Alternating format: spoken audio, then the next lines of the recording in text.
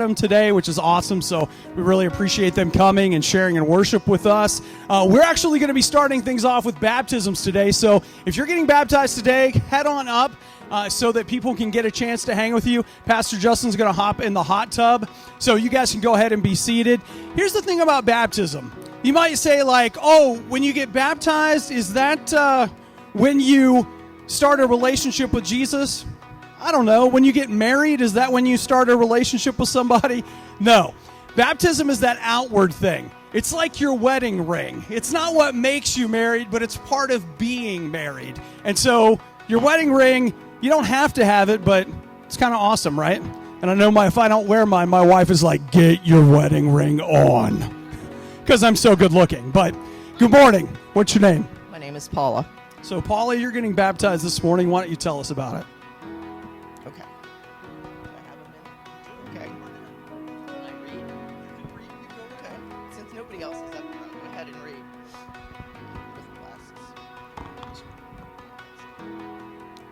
And the only reason I'm reading is because I'm afraid that I'll forget some of the most important parts of why I'm here today. And just to make a long story short, I always used to believe that coincidences happen in life. Coincidences, fate, whatever.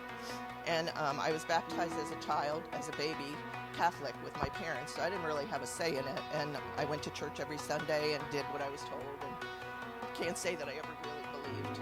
And things happened in my life, and I went down a path. And when I was divorced 7 years after I was first married, the Catholic Church kind of left me. And I left it, and for the longest time, I, by myself, worshipped in silence. And 5 years ago, my sister died from melanoma, and I was reeling from that and hurting and not understanding how God could take a 55-year-old single mom and take her. A month after that, we had a memorial service for her, and I was still reeling from that, and my daughter saw a VBS in Pataskala, and my grandchildren went to that VBS. And my grandson, Austin, asked me if I could attend the Sunday worship following the VBS, and I hadn't been to church in over 30 years. So I said, sure, Betty, I'll come. And I went, and I was moved beyond words at this church and how they had transformed my little grandson and granddaughter into truly worshiping Jesus. Arms raised, eyes closed. The joy on their face was amazing. And after the service, he came up to me and said, Nanny, can we go to this church? And I said, sure, buddy. And that was the start of my faith journey. And I think God put me there for a reason, because that November, just a few months after we started going, the pastor announced a mission trip to Haiti. I had never served before in my life. My daughter and I were sitting in the front row of the church and holding hands, and we looked at each other as he announced that and said, I have to go on that trip. And she said it at the same time. And I don't know why. Coincidence, right? So after church, I told the pastor, I need to go on that trip. And he said, don't you want to pray about it? And I said, I don't need to. That was the start. So, long story short, a couple months go by, and I'm training for the mission trip and going through my physicals. And I'm getting ready to get my last shot, April the 10th, 2015. And that's just a couple of weeks before the trip. And the trip happened to be leaving on the day that my sister passed away the year before. So, another coincidence. On April 10th, I went to the doctor, got my last shot, and she said, do you want to get your mammogram? And I said, sure. She said, I don't need to see you in August if we do this. And I said, okay. So here I go, get my mammogram. They call me an hour later to come back the next day. They needed to take it again. And on April 11th, I was diagnosed with stage 3 breast cancer that had metastasized to my lymph nodes. So my mission trip was off.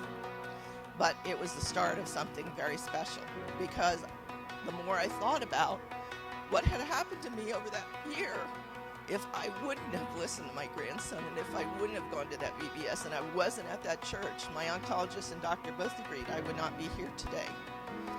So, you see, God put you on these paths, and he steers you and you don't know why, and sometimes you question and you're away from your faith for years and years and years. And if you're one of those people today, I just tell you to listen to those tiny voices. Listen to those things that he's telling you, because it saved my life.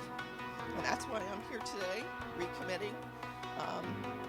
I won't go into why I came to Sandbach City, but all of my friends, I have so many Jesus friends here in this church that it amazed me when I walked in the door. And I'm happy to share this with them and my family today. All right.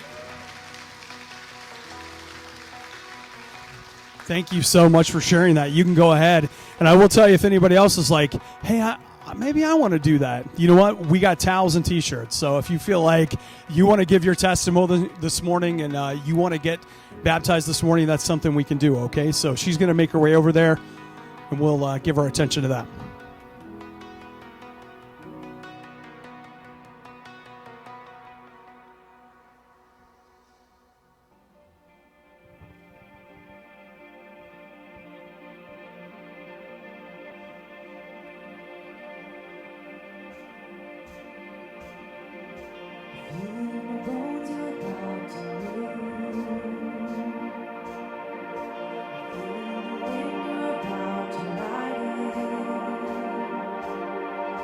See